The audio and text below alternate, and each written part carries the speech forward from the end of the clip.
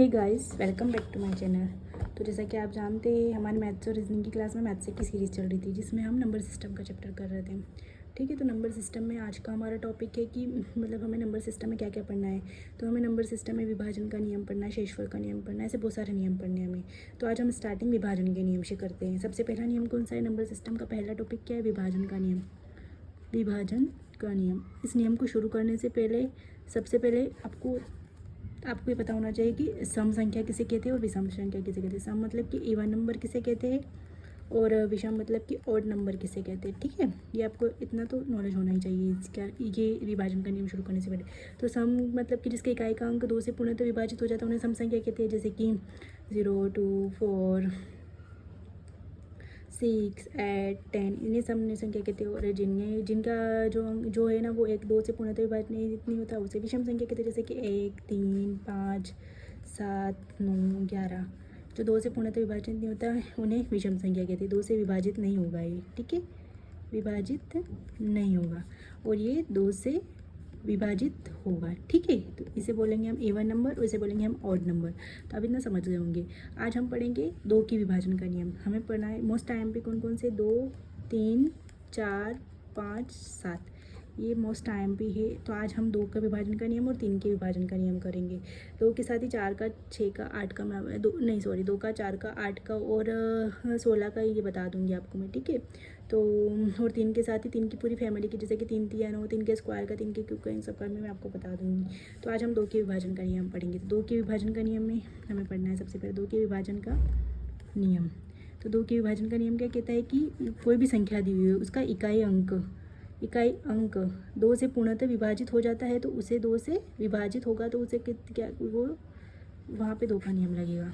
ठीक है, 2 का नियम क्या बोलता है कि जो कोई भी संख्या है ना उसका इकाई अंक 2 से पूर्णतः विभाजित हो जाता है। ठीक है, तो जैसे कि मैंने आपको दिया है 4, 4, 4, तो क्या यहाँ पे 2 का नियम से हो जाएगा? तो हाँ, तो ये इकाई का अंक क्या है? यहाँ पे 4 है, लास्ट वाला इकाई का अंक होता है ये। आपको इतना तो पता ही होगा, इसे इकाई बोलते हैं, इसको दहाई बोलते हैं, इसे सैकड़ा बोलते हैं।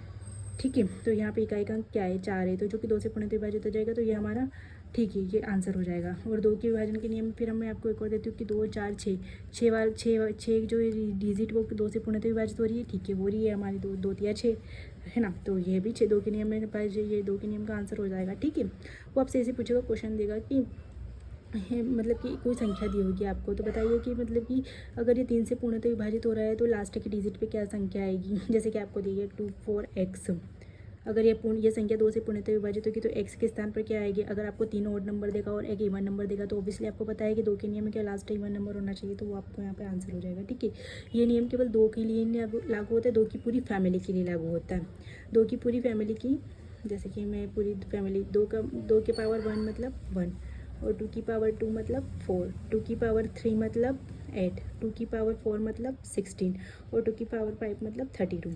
ये पूरी फैमिली होगी 2 की, क्योंकि ये स्क्वायर, क्यूब, 4, 2। तो यहाँ पे जो है, यहाँ पे क्या होता है कि इकाई का अंक क्या होता है? 2 से पूर्णतः विभाजित होगा तो इकाई का एक ही अंक है, समझ लेना आप। मैं आपको इसका एक सॉल्व, और इसमें होता है ना इकाई के 2 अंक अगर 4 से पूर्णतः विभाजित हो जाएंगे तो यहाँ पे 4 का नियम लग जाएगा। इकाई के यहाँ पे 2 अंक हो जाएंगे, यहाँ पे 3 अंक हो जाएंगे। इकाई के 3 अंक अगर 8 से विभाजित हो गए तो वो 8 का नियम लग जाएगा। और इकाई के 4 अंक यदि 16 से विभाजित हो गए तो वहाँ पे 16 का नियम लग जाएगा। और इकाई के अगर 5 अंक 32 से विभाजित हो गए तो वहाँ 32 का नियम लगेगा। ठीक है, तो इसमें क्या कुछ नहीं करना, जितने पावर है उस उतना ही अंक लेना लास्ट का, और उसे जो है ना वो लास्ट में जो डिजिट है उससे पूर्णतः विभाजित हो रहा होगा तो वहाँ पे उसका नियम लग जाएगा। यहाँ पे 2 पावर है तो 2 अंक इकाई के, यहाँ 3 पावर है तो 3 अंक इकाई के 8 से विभाजित हो जाएंगे, यहाँ 4 पावर है तो 4 अंक इकाई के 16 से विभाजित हो जाएंगे, और यहाँ पे 5 पावर है तो 5 अंक इकाई की 32 से विभाजित हो जाएंगे। तो यहाँ पे हमारे 2 का नियम भी हो गया और 2 की पूरी फैमिली का नियम भी हो गया। आई होप आपको समझ में आ गया होगा। ठीक है, और अब आते हैं हम 3 के विभाजन के नियम पे। 3 के विभाजन के नियम को करते हैं 3 का विभाजन का नियम। 2 के विभाजन का नियम आपको समझ में आ गया, मैं एक बार बाद में लास्ट में रिवीजन करवा दूंगी। अब हम आते हैं 3 के विभाजन के नियम पे। 3 का विभाजन का नियम क्या कहता है हमारा? 3 का विभाजन का नियम ये कहता है कि जो डिजिट दी होती है वो उनका प्लस करने पे अगर वो 3 से पूर्णतः विभाजित हो रही हो तो उसे वहाँ पे 3 का नियम लगेगा। जैसे कि मैं आपको बताती हूँ, अगर यहाँ पे ये 1 1 1 दिया है, ये डिजिट पूरी दी है ना, इन तीनों का प्लस करना है हमें, तो 1 + 1 + 1 तो ये 3, और या 3 जो 3 से पूर्णतः विभाजित हो रहा है, तो यहाँ पे ऑब्वियसली 3 का नियम लगेगा, ठीक है। और अब हम लास्ट अगर मैं आपको देती हूँ 2 2 2, तो यहाँ 2 + 2 + 2 यहाँ कितना हो गया, 6 हो गया। अगर मतलब कि अंकों का योग जो है ना, दिए गए अंक वो 3 से पूर्णतः डिवाइड होना चाहिए, वहाँ पे 3 के विभाजन का नियम लग जाएगा, ठीक है। और ये नियम केवल 3 के लिए नहीं होता, 3 की पूरी फैमिली के लिए होता है। अब मैं आपको बताती हूँ 3 की पूरी फैमिली के लिए किस हिसाब से होता है। जैसे कि 3 की पावर 1 मतलब 3, 3 की पावर 2 मतलब 9, 3 की पावर 3 मतलब 27। जैसे कि यहाँ पे क्या है, अंकों का योग कैसे विभाजित होना चाहिए, अंकों का योग कैसे विभाजित होना चाहिए, हमारा 3 से विभाजित होना चाहिए, तो वहाँ 3 का नियम लगेगा। यहाँ पे भी अंकों का योग कैसे विभाजित होना चाहिए, अंकों का योग 9 से विभाजित होगा, तो वहाँ 9 का नियम लग जाएगा। और यहाँ अंकों का योग अगर 27 से विभाजित होगा, तो वहाँ पे 27 का नियम लग जाएगा। जैसे कि मैं आपको देती हूँ क्वेश्चन, अगर कि 9 9 9 क्या यहाँ पे 27 से विभाजन का नियम लगता है, तो हाँ, अगर 9 + 9 + 9 करोगे 27, 27 डिवाइडेड बाई 27 हाँ कट रहा है, तो यहाँ पे 27 के विभाजन का नियम लगता है, ठीक है। तो इसी तरह से, और अगर मैं आपको देती हूँ कि 8 1 2 7, 8 1 2 7 देती हूँ, अगर आप प्लस करोगे कि यहाँ पे 9 के विभाजन का नियम लगता है, तो 8 9 10 11 11 और 7 कितने हो गए, 18 18 9 9 18 9 27, 3 बार विभाजित हो गया, तो ऑब्वियसली यहाँ पे 9 के विभाजन का नियम लगता है, ठीक है। ये इसका एग्जाम्पल है, इसका एग्जाम्पल। अब मैं आपको बताती हूँ कि एग्जाम्पल क्वेश्चन कैसे पूछता है। मैं आपको क्वेश्चन बता देती हूँ इसके, ठीक है। क्वेश्चन नंबर पहला मैं आपको देती हूँ, 4 7 x 3 2 1, इसमें x के कितने मान संभव है यदि संख्या 3 से विभाजित हो। अब आपको पता है कि 3 के विभाजन का नियम क्या होता है, कि पूरी जो डिजिट दी होगी उसका योग पूरी 3 से विभाजित हो रहा होगा, तो हम पहले इसका योग निकालेंगे। 4 + 7 + x + 3 + 2 + 1, तो यहाँ पे कितना हो रहा है, 7 4 11 11 3 14 14 और 2 16 16 और 1 17, यहाँ पे आ गया 17। और अब 3 से विभाजित हो रही है, तो मतलब कि कितने डिजिट चाहिए हमें, तो यहाँ पे 1 रखेंगे, 1 रखेंगे तो 18 हो जाएगा। 18 भी 3 से विभाजित हो रहा है, लेकिन नहीं, एक आंसर नहीं दिया होगा कभी भी आपको ऑप्शन में, 4 आंसर दिए, नहीं सॉरी 3 आंसर दिए होंगे। एक रखेंगे तो यहाँ पे कितना हो जाएगा, 18। अगर हम यहाँ पे 4 रखेंगे तो यहाँ पे 21 हो जाएगा। और अगर अपन यहाँ पे 6 रखेंगे, सॉरी 7 रखेंगे, तो यहाँ पे 24 हो जाएगा, ठीक है। तो ये 147, तो हमारे एक्स का आंसर क्या हो जाएगा, 147, ये हमारे एक्स का आंसर हो जाएगा, ठीक है। अगर मैं आपको एक और क्वेश्चन देती हूँ, ठीक है। क्वेश्चन है कि 4 3 x 5 6, 4 3 x 5 6 वही वाला है कि x का मान फाइंड आउट करो 3 से विभाजित हो, तो 3 से डिवाइडेड हो, तो ठीक है। तो इसमें हम देखेंगे 4 + 3 + x + 5 + 6 है ना, हमने निकाला, तो इनका इक्वल कितना आया हमारे पास, इनका इक्वल आया हमारे पास 4 और 3 7, 7 और 5 12, 12 और 6 12 और 6 आ गया हमारे पास 18, 18 + x। अब हमारा 18 तो पूरा ही 3 से डिवाइड हो रहा है, तो x के प्लेस पे क्या रखेंगे, तो x प्लेस पे हम 0 भी रख सकते हैं, ठीक है, 0 भी रख सकते हैं। उसके बाद हम 3 भी रख सकते हैं, क्योंकि 3 रखेंगे तो 21 हो जाएगा। उसके बाद हम 6 भी रख सकते हैं, ठीक है, 6 रखेंगे तो 24 हो जाएगा। उसके बाद हम 9 भी रख सकते हैं, जो कि 27 हो जाएगा, ठीक है। तो इसमें क्या होता है, आपको एक चीज़ याद रखनी है, अगर जो दी हुई डिजिट है ना, दी हुई डिजिट में ना अगर संख्या कम है, मतलब 3 से पूर्णतः विभाजन हो रही है, अगर इनका योग एक्स को छोड़कर जो संख्या दी हो गई वह 3 से अगर पूर्णतः विभाजित नहीं होती होगी, तो x के 3 मान ही आएंगे, ठीक है। और अगर x को छोड़कर दी हुई संख्या 3 से पूर्णतः विभाजित हो रही है, जैसे कि यहाँ हमारा 18 हो गया, तो वहाँ पे x के 4 मान आएंगे, ठीक है।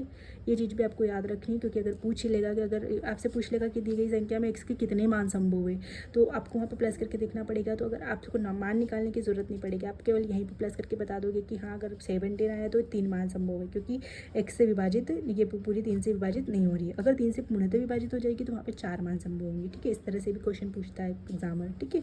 तो मैंने आज आपको 2 के विभाजन का नियम, 3 के विभाजन का नियम पूरी तरह से बता दिया। विभाजन का नियम अब मैं एक बार आपको रिवाइज करवा देती हूँ, ठीक है।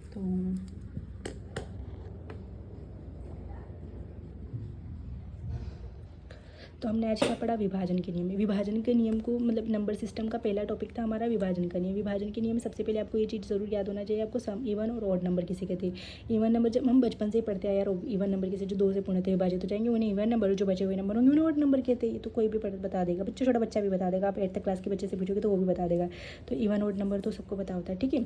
तो अब हम आज 2 के विभाजन का नियम पढ़ेंगे, मतलब हमें वो सारे विभाजन के नियम पढ़ने हैं। अभी तो आज 2 ही पढ़ेंगे, 2 के विभाजन का नियम पढ़ेंगे और 3 के विभाजन विभाजन का नियम पढ़ेंगे। तो 2 के विभाजन के नियम में क्या होता है कि इकाई का अंक 2 से पूर्णतः विभाजित हो जाए। अगर कोई डिजिट दी है, उन्होंने कोई भी डिजिट दी हो, लेकिन उसका इकाई का, आपको इतना तो पता होगा, इकाई, इसे इकाई बोलते हैं, इसे दहाई बोलते हैं, इसे सैकड़ा बोलते हैं। इकाई, दहाई, सैकड़ा, इकाई, दहाई, सैकड़ा, ठीक है। तो जो इकाई का अंक है, जो लास्ट डिजिट है हमारी दी गई संख्या की, अगर वो 2 से पूर्णतः विभाजित हो जाए तो वहाँ पे 2 का नियम लगता है, ठीक है। और ये केवल 2 के नियम के लिए नहीं, 2 की पूरी फैमिली के लिए होता है। जैसे कि 2 की पावर 1 2, मतलब कि इकाई का एक अंक, पावर को देख के समझ जाना है कि इकाई का एक अंक। अगर 2 की पावर 4 का नियम लगाना है हमें, तो इकाई के 2 अंक 4 से पूर्णतः विभाजित होने चाहिए।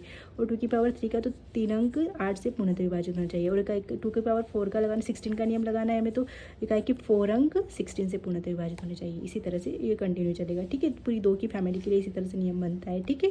अब हम देखते हैं 3 के विभाजन का नियम। तो 3 के विभाजन के नियम में क्या होता है कि जो डिजिट दी होती है, अंक दिए होती है, उसमें ऐसा नहीं है कि लास्ट की डिजिट 3 से विभाजित हो जाए। जैसे आप यहाँ पे 2 के विभाजन की लगा दूंगी, यहाँ पे कुछ डिफरेंट है। यहाँ पे दिया गया जो हमें संख्या दी गई ना, उनका योग 3 से पूर्णतः विभाजित होना चाहिए। काफ़ी ईजी है, क्योंकि इसकी फैमिली में भी आपको जो नियम लगाने में रहेगा वो काफ़ी ईजी रहेगा, क्योंकि इसमें भी होता है ना, अंकों का योग 9 से विभाजित होना चाहिए, अंकों का योग 27 से विभाजित होना चाहिए। ऐसा नहीं कि लास्ट की डिजिट 3 से, कि लास्ट की 2 डिजिट 9 से, कि लास्ट की 3 डिजिट 27 से, ऐसा नहीं है। तो इसमें आपको कन्फ्यूज़न नहीं होता है।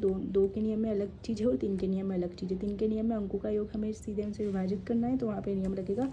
और 2 के नियम में जो है ना, हमें क्या करना है कि इकाई अंक को 2 से, फिर इकाई के 2 अंक 4 से, इकाई के 3 अंक 8 से, इस तरह से हमें इसकी पूरी फैमिली के लिए नियम बन जाएगा, ठीक है।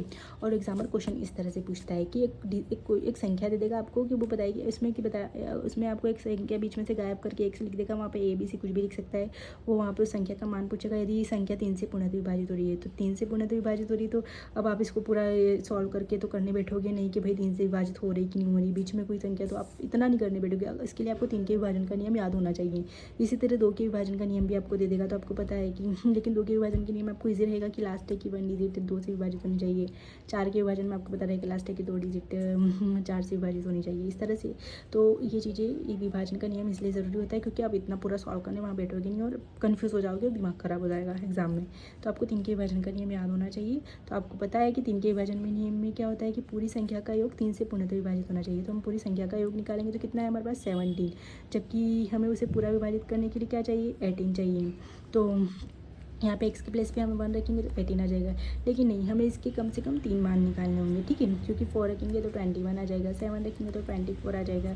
तो यहाँ पे x के प्लेस पे कितने आ जाएगा, 147 आ जाएगा। अब एक और क्वेश्चन आपको दिया इसी तरह से कि 4 3 x 5 6 में x का मान फाइंड आउट करो यदि 3 से पूर्णतः विभाजित हो। तो हम प्लस निकालेंगे तो ऑब्वियसली 18 ऑलरेडी 18 आ चुका है हमारे पास, तो ये 18 हो जाएगा। तो हम यहाँ पे 0 रख सकते हैं x के प्लेस पे, और x के प्लेस पे 0 रख सकते हैं, फिर 3 रख सकते हैं, फिर 6 रख सकते हैं, फिर 9 रख सकते हैं। अब ये चीज़ आपको याद रखनी। अब यहाँ पे हमने 4 मान क्यों लिए और यहाँ पे केवल हमने 3 मान क्यों लिए, हमने 4 मान क्यों लिए और यहाँ पे केवल 3 मान ही क्यों लिए।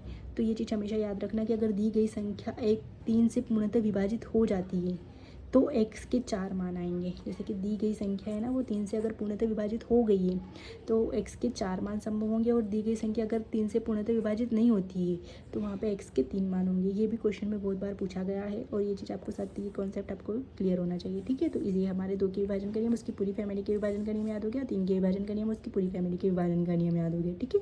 तो ये आज हमने केवल विभाजन के नियम के 2 का और 3 का, उनकी पूरी फैमिली के विभाजन का नियम देखा है। कल हम 4 के विभाजन का नियम, 4 के विभाजन का नियम तो मैंने आपको ऑलरेडी बता दिया। यहाँ पे 4 के विभाजन के नियम में क्या होगा कि दी गई संख्या की इकाई के 2 अंक जो होते हैं ना, वो 4 से विभाजित हो जाए तो वहाँ पे 4 के विभाजन का नियम लगेगा। तो कल हम 5 के विभाजन का नियम पढ़ेंगे, 5 के विभाजन के नियम से शुरू करेंगे, ठीक है। तो thank you, thanks for watching. इसी तरह से पढ़ते रहिए, क्वेश्चन करते रहिए, और आपको सीरीज़ पसंद आ रही है तो प्लीज़ थोड़ा सपोर्ट कीजिए, और मतलब कुछ नहीं तो देखा तो कीजिए, ठीक है, और क्वेश्चन का आंसर दिया कीजिए और प्रैक्टिस किया कीजिए, ठीक है। तो thank you, thanks for watching.